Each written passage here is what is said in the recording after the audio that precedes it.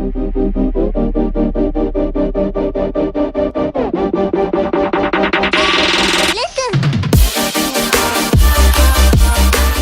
guys, welcome back to another video here on the Sly Modified channel. As you saw in the last video, we took this 180SX drifting, and I mean, it ended well, but it didn't end well for the car. So the car is in rough shape.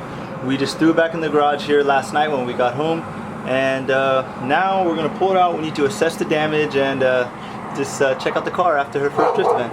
As you guys can see, she is very dirty, like very dirty. Car drove great. Actually, it drove really good.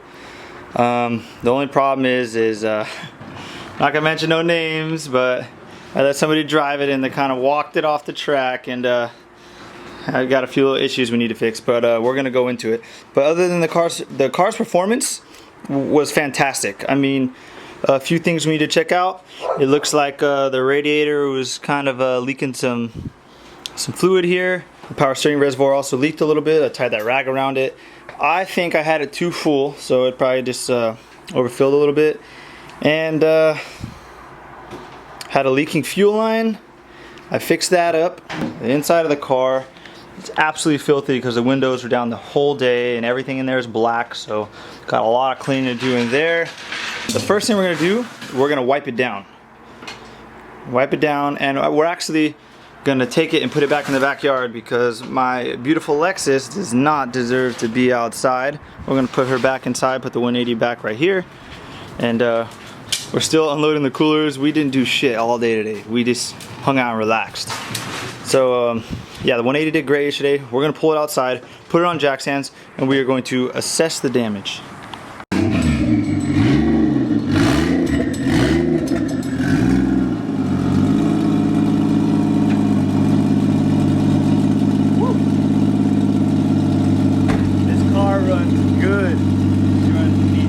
So I've been collecting some parts. The last part I just picked up a couple days ago, and let's go check out and see what we got. Now these parts aren't only from the accident that my car was involved in.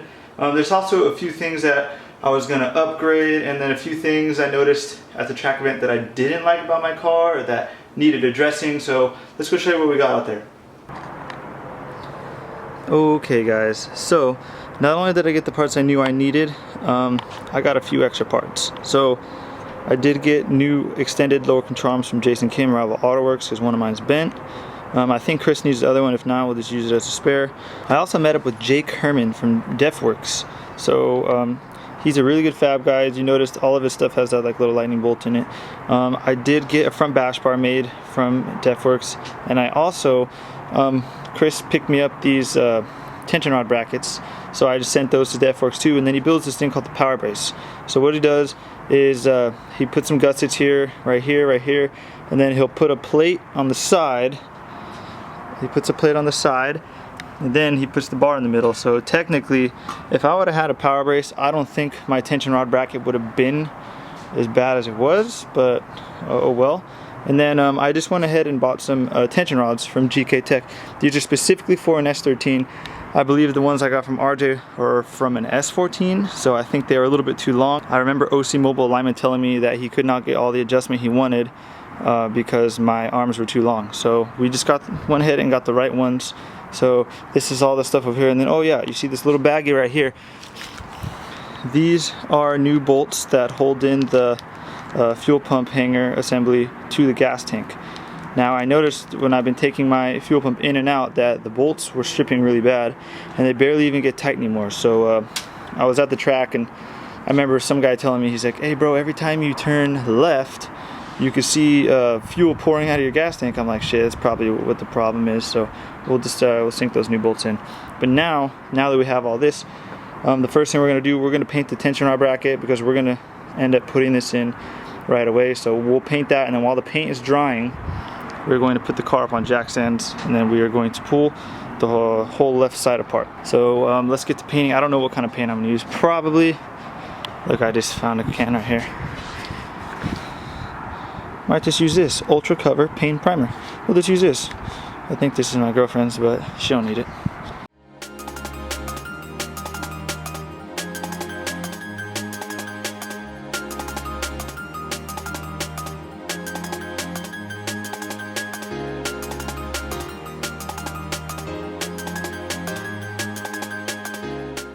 So what do we got going on? What do you like to know? I I would like destroyed to know. Garza's car. You did destroy Garza's car. So long story short, I mean the control arms and stuff are bent too, but we noticed. Would you like to show people No, for we're good. reference? It's too late. I'm just gonna tell you what's going on. So one of the nuts that's inside the frame rail broke off. So when the bolt came out, the nut is like somewhere in the frame rail. We're trying to find it right now currently. So we might have to cut the frame rail open just to like tack the nut back in. And another thing we noticed when we cut apart the lower crossmember to fit the radiator for the JZ, we noticed that one side is like fully coming apart. And it's pretty important because it ties the frame rails together.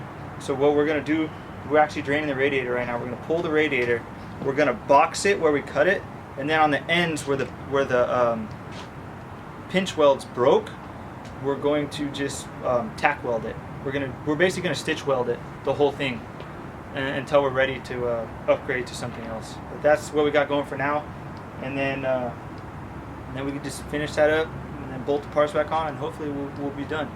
The car is like, it's kind of hurt, but it's fine. We're just gonna fix everything up and then align it and see how it does. And I'm really itchy because mosquitoes are outside. Chris, I was trying to stay away from getting coolant everywhere.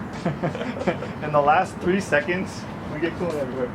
Throw it away and start all over. So throw it away. We throw it away. Buy another ice cream. And just start what? Is this thing on? Hey guys, check out my mustache. How's it looking? Looking good? Been growing this out for like a month. I got my game plan. I got the welder out right there, and then I got the grinder out. So here's the thing. This girl's in rough shape, all right. But we're gonna patch her up for now because we don't got time and money to do tube front yet. So yeah, like I said, when I did the 2J, I pretty much cut out most of this. So we are going to make a nice little metal piece. We're gonna box it. So yeah, so we can make this a little bit stronger. And also, see on this side how everything's kind of like what are they called, spot welds? Yeah, everything's like spot welded on here. So this center support is spot welded to this frame rail, right? Kind of holds it together, strengthens it up. But this side, when it went off the track, all the spot welds broke. So the whole thing is kind of like moving and wobbling. And on the bottom, same on the bottom. I'm just trying to move it in the way that you guys can see the whole thing moving. Okay, look, here we go, ready?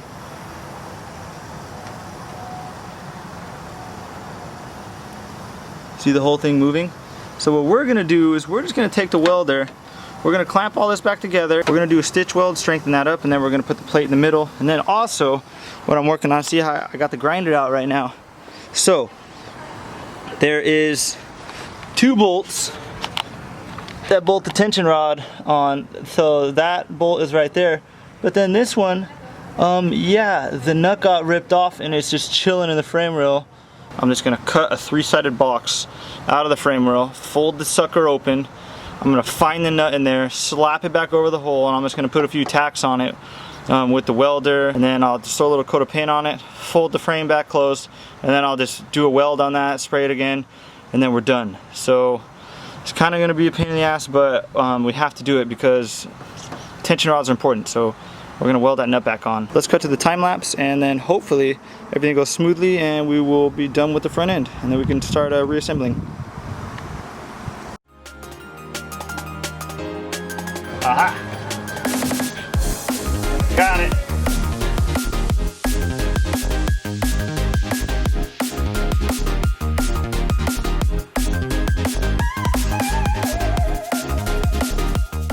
Okay guys, so this is where we're at on building our plate, our structural plate for the center lower cross member. What we did is we just took a piece of cardboard, shoved it in there, and then we cut it to size.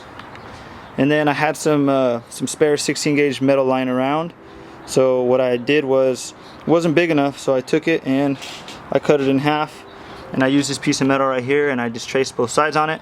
So what I'm gonna do is I'm gonna cut that out. I'm gonna cut it a little tall, just in case my measurements weren't perfect, because it's only cardboard. And we're gonna cut that out, and then we have to make a few little cuts right there and right there, because that's kind of like where the tension rod structure sits. See how there's like this little lip right here? So I'm just gonna leave that lip there, cut into it, that way I can do a little weld around it. So now we're gonna get our angle grinder and we're gonna cut those pieces out.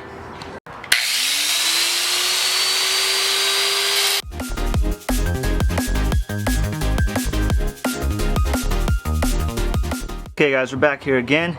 These are my plates that I'm going to use to box my lower cross member. You see here's my rough draft here with the cardboard, and then I cut it out of metal. Of course in 2 pieces, because first of all I didn't have a piece of metal long enough, and second of all is because you got to make all these precise little notches and stuff like that. So it's just easier to do in 2 pieces. So I got that together. I got everything that I'm going to be welded, grinding down. All the sides grinded down. And then as for the car, here's what I did. So I just have the plates in there, but that's kind of just like not held in or anything. I left them a little bit long on the top. So what we're gonna do is we're gonna take these plates, we're gonna weld this seam right here on both sides, and then when we're done, we're just gonna grind it level. I grinded down the frame a little bit right here so I can put my ground, and we're ready to roll. Got my welding helmet and I got my gloves. So I'm gonna see if I can put the camera in enough good places so you guys can see what's going on here.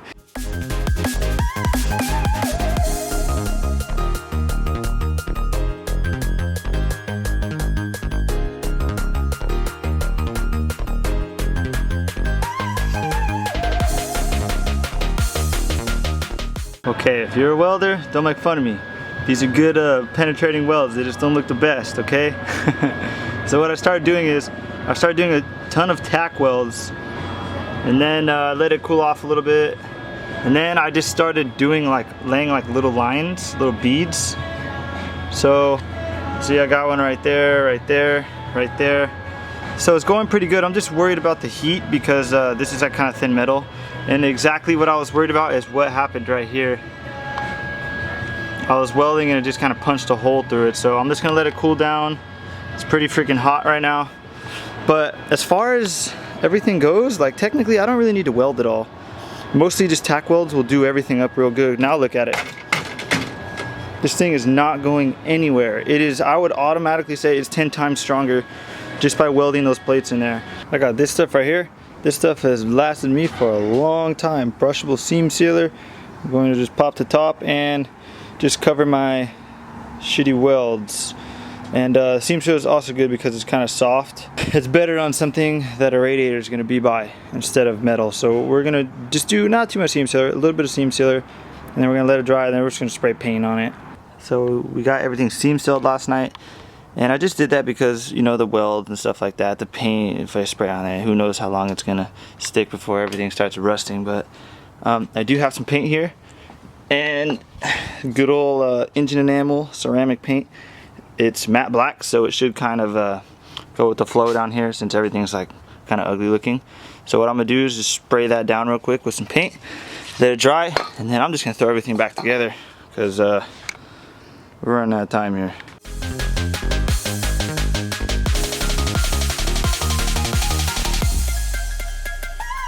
Whew, putting this power brace in was kind of tough. Everything's tight now, fits really good.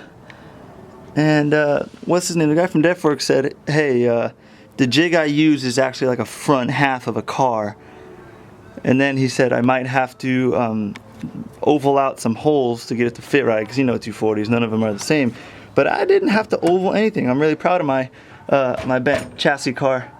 It actually turned out really good, and hopefully everything else will. Factory service manual says this one's 60 to 80. Low control arm, 160 to 80. These bad boys, 60 to 80. And then as for this, there's no torque spec, you can't find it anywhere. So the back lower ball joint says 65. So either we can do this to 65 or we could just tighten it good enough to the point where we can just get the cotter pin in there and call it a day. So yeah, we're gonna torque these babies down, throw those on there, and then that's it.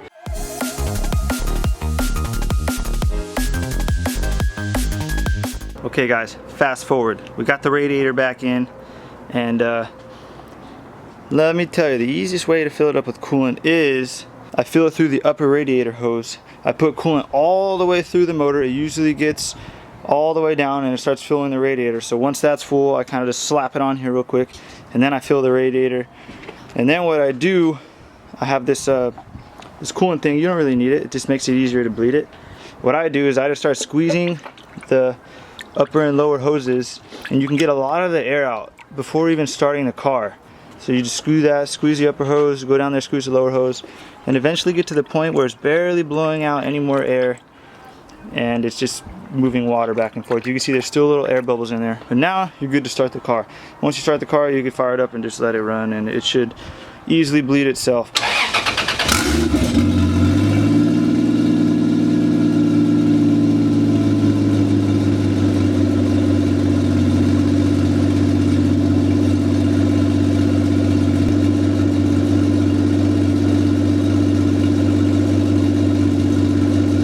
Feels good, looks good, sounds good. And in our next video, we're going to be getting a little bit into paint prep work. As you guys can see, I'm doing some Bondo here. I'm not the best Bondo guy out there, but you know what I'm saying? So yeah, we're doing that. And just stay tuned, guys. I want to thank you guys for watching this video of fixing the 180. It is fixed, it is ready to go. But now, we're going to work on painting it because it looks ugly. So in the next video, we're going to be working on prepping the car and prepping it for paint. So hopefully it'll look good for our next event, which is, our next event is in less than a month. And it's going to be at Willow Springs. The event's called All-Star Bash. Prepping the car for that. And thanks for watching, guys. You guys rock. If you like this video, make sure to hit the thumbs up and leave a comment saying Andrew, you're the man, and subscribe to my YouTube channel, turn on post notifications, and that's it, guys. Thanks for watching. See you later. I Garza, Slightly Modified. I'm out.